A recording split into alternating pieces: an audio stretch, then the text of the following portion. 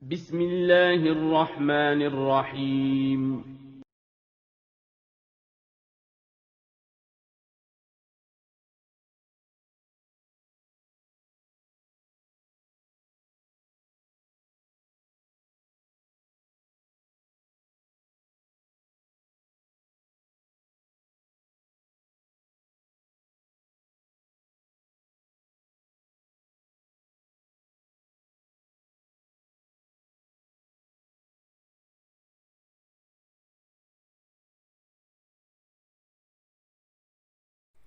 Assalamualaikum warahmatullahi wabarakatuh.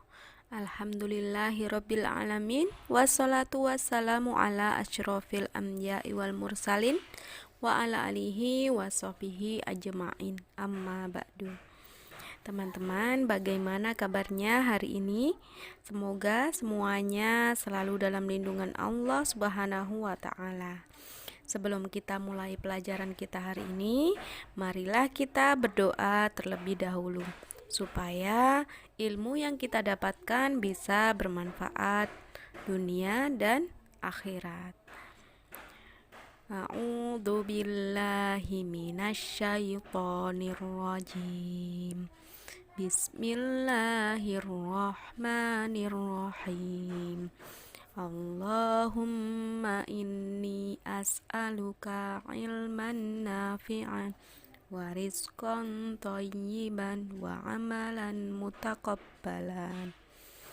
Alhamdulillah, kita sudah berdoa. Nah, kita sudah memasuki di subtema kedua, yaitu pekerjaan di sekitarku. Di tema 4, subtema 2, kali ini kita akan belajar tentang jenis-jenis pekerjaan dalam suatu kegiatan ekonomi, kemudian penggunaan teknologi modern dan tradisional serta dampaknya bagi sumber daya alam. Nah, mari kita mulai satu persatu. Kita mulai dari yang pertama. Materi yang pertama yaitu jenis-jenis pekerjaan dalam suatu kegiatan ekonomi. Jenis-jenis pekerjaan dalam suatu kegiatan ekonomi. Di lingkunganmu tentu ada berbagai pekerjaan. Ada dokter, guru, pengacara, penjahit, montir, pedagang, polisi, nelayan, perajin, dan masih banyak pekerjaan lainnya. Ada pekerjaan yang menghasilkan jasa, ada pekerjaan yang menghasilkan barang. Mereka yang menghasilkan jasa akan memperoleh gaji atau upah atas jasanya tersebut. Mereka yang menghasilkan barang akan memperoleh uang bila barang yang dihasilkan dijual, seperti nelayan dan petani. Uang atau penghasilan digunakan untuk membeli barang atau jasa lain yang mereka butuhkan. Mengenal berbagai profesi. Banyak profesi di sekitar kita, seperti profesi-profesi di bawah ini. Nah, yang pertama adalah atlet atau pemain sepak bola. Coba dengarkan penjelasan dari Ustazah berikut ini. Profesi Dani adalah seorang pemain sepak bola profesional. Dani adalah seorang atlet sepak bola yang berasal dari kota Surabaya. Ia menjadi anggota klub sepak bola yang ada di daerahnya. Dani selalu mengikuti pertandingan sepak bola antar klub di berbagai daerah. Timnya harus berjuang untuk memenangkan pertandingan dengan tujuan meraih piala atau juara. Untuk itu, Dani dan teman-temannya harus berlatih setiap hari, meliputi latihan fisik, latihan teknik, dan latihan taktik atau strategi. Contoh profesi berikutnya adalah dokter. Profesi Pak Ahmad adalah seorang dokter. Untuk menjadi seorang dokter, sebelumnya ia kuliah di Fakultas Kedokteran. Setelah menyelesaikan pendidikannya di Fakultas Kedokteran, ia kemudian menjadi dokter. Dr. Ahmad bekerja di puskesmas. Pekerjaannya adalah memeriksa pasien yang sakit di puskesmas atau di rumah sakit. Setelah diperiksa, kemudian dibuatkan resep obat. Pasien dapat menebus obat di ruang obat atau apotek di puskesmas atau apotek di rumah sakit tersebut. Pasiennya beragam, dari bayi hingga orang yang sudah tua. Semua dilayani dengan baik dan ramah. Contoh profesi yang ketiga yaitu pemadam kebakaran. Nah, profesi Pak Andi adalah seorang pemadam kebakaran. Pemadam kebakaran adalah orang yang dilatih dan bertugas untuk menanggulangi kebakaran. Moto yang dipakai adalah pantang pulang sebelum padam. Tugas pokoknya adalah mencegah kebakaran, memadamkan kebakaran, serta menyelamatkan jiwa dari kebakaran dan bencana lainnya. Petugas pemadam kebakaran berlatih untuk menyelamatkan korban dari kebakaran. Mereka juga dilatih untuk menyelamatkan korban kecelakaan lalu lintas, gedung runtuh, dan lain-lain. Contoh profesi yang keempat adalah pilot. Nah, perhatikan. Pak Nugraha berprofesi sebagai pilot. Pilot adalah orang yang mengemudikan pesawat terbang. Ketika bertugas, pilot mengenakan seragam pilot berwarna putih dan dasi yang berwarna gelap. Seorang pilot harus memiliki keahlian dalam mengemudikan sebuah pesawat. Untuk menjadi pilot, seseorang harus lulus sekolah penerbangan. Pilot mengemudikan pesawat di dalam kokpit pesawat. Pilot dibantu oleh seorang kopilot. Pilot dan kopilot saling bekerja sama untuk mengemudikan pesawat agar sampai ke tempat tujuan dengan selamat. Nah, itu tadi teman-teman beberapa contoh dari jenis-jenis pekerjaan dalam suatu kegiatan ekonomi. Nah, atau profesi ya di sekitar kita. Nah, kemudian sikap apa yang harus dimiliki di tiap-tiap profesi tersebut? Misalnya, yang pertama adalah contohnya tadi ada dokter. Sikap yang harus dimiliki apa? Yang pertama harus cerdas juga, kemudian ramah, kemudian harus disiplin juga, teliti ya, karena dokter itu harus teliti mendiagnosa, misalkan ada pasien yang sakit apa. Nah, kalau misalkan dokter bedah ya dalam operasi, nah itu kalau tidak teliti tidak akan bisa. Kemudian yang berikutnya adalah pemadam kebakaran. Nah, pemadam kebakaran ini sikap yang harus dimiliki apa? Ya, sikap yang harus dimiliki adalah dia cepat tanggap. Nah, jika ada terjadi kebakaran harus cepat. Nah, apapun kondisinya, apapun keadaannya harus siap, selalu siap. Kemudian apalagi? Misalnya arsitek. Apa sikap yang harus dimiliki?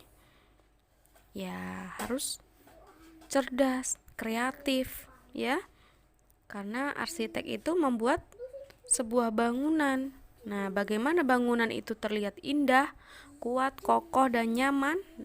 Nah, itu adalah arsiteknya harus kreatif lagi. Ya, itu tadi sebagian contoh sikap yang harus dimiliki. Nah, kemudian kalian bisa cari sendiri nanti profesi apa, kemudian sikap yang harus dimiliki. bagaimana, kemudian alasannya apa. Nah, boleh nanti dilihat di halaman 77. Kemudian alat yang digunakannya. Contohnya di situ di halaman 77 adalah buruh bangunan. Nah, peralatan yang digunakan apa kalau buruh bangunan? Misalnya alat untuk menata batu bata, ya, cangkul misalnya, atau sekop, ya, terus kemudian palu dan lain-lain. Penjahit, kalau penjahit contohnya apa? Yang pertama, peralatan yang digunakan tentu saja adalah mesin jahit, kemudian gunting, kemudian benang, kemudian jarum. Nah, itu alat yang harus digunakan. Kemudian kalau misalnya arsitek, apa alat yang harus digunakan? Laptop, ya, komputer. Kemudian peralatan menggambar misalnya, ya. Kemudian montir apa? Misalnya kayak obeng, kemudian palu juga bisa, ya, itu ya. Kemudian kunci-kunci. Nah, dokter gigi, apa peralatannya yang digunakan? Alat-alat yang digunakan untuk memeriksa gigi. Nah, yang pernah ke dokter gigi pasti tahu peralatan apa yang harus digunakan. Nah, itulah teman-teman, ya. Kemudian kita lanjut berikutnya ke halaman 81, yaitu penggunaan teknologi dalam pemanfaatan sumber daya alam.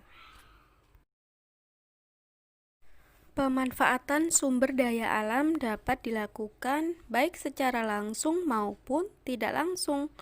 Pemanfaatan sumber daya alam secara langsung dilakukan tanpa pengolahan terlebih dahulu. Misalnya, pemanfaatan buah mangga yang dipetik dari pohon dapat langsung dimakan. Sementara itu, pemanfaatan sumber daya alam tidak langsung dilakukan dengan pengolahan terlebih dahulu. Misalnya, contohnya di sini adalah getah karet yang diambil dari pohon karet harus diolah terlebih dahulu sebelum diolah menjadi ban, misalnya. Nah, berikut beberapa pengolahan sumber daya alam yang memanfaatkan teknologi untuk memenuhi kebutuhan hidup manusia. Yang pertama adalah pengolahan kayu. Yang kedua, pengolahan bahan makanan. Yang ketiga adalah bioteknologi dalam pengolahan makanan. Penggunaan bioteknologi dalam pengolahan makanan adalah dengan cara memanfaatkan jasad renik. Apa itu jasad renik? Nah, jasad renik yang dimaksud adalah jamur atau bakteri. Contoh dalam pembuatan tempe, tapai, dan yogurt, kita menggunakan atau memanfaatkan dengan bantuan jasad renik. Dalam pengolahan makanan juga dikenal adanya teknologi pengawetan makanan. Pengawetan makanan dapat dilakukan dengan cara antara lain: 1. Menggunakan pengasinan, kemudian yang kedua pengalengan, pembotolan, kemudian yang keempat penggunaan bahan pengawet, dan yang kelima sterilisasi. Nah, itu tadi ya, bagaimana teknologi digunakan dalam pemanfaatan sumber daya alam. Ada yang teknologi membuat tape. Nah, itu dengan menggunakan jamur atau bakteri. Kemudian pengawetan makanan bisa dilakukan dengan pengasinan, pengalengan, pembotolan. Nah, atau dengan menambahkan bahan pengawet dan sterilisasi. Nah, itu tadi ya teman-teman. Kemudian selanjutnya kita menuju ke tugas untuk kalian. Tugas untuk kalian adalah isilah tabel 2.3 ya, makanan dan teknologi pengolahannya. Silahkan dikerjakan nomor 1 sampai 10. Nah, tabel di situ ada pada halaman 82 dan 83. Silahkan dikerjakan nomor 1 sampai 10. Contohnya di situ ya, nama makanannya tempe. Kemudian teknologi pengolahan atau pembuatan dengan cara peragian dengan memanfaatkan jasa trenik. Kemudian misalnya apalagi ya, susu kaleng. Nah, bagaimana cara pengolahannya? Kemudian apalagi yang makanan sudah jadi? Sarden. Nah, bagaimana teknologi pengolahan atau pembuatannya? Silahkan dicari ya, nama makanannya apa saja 1 sampai 10. Nah, itu saja Ustazah rasa sampai di sini materi kita hari ini.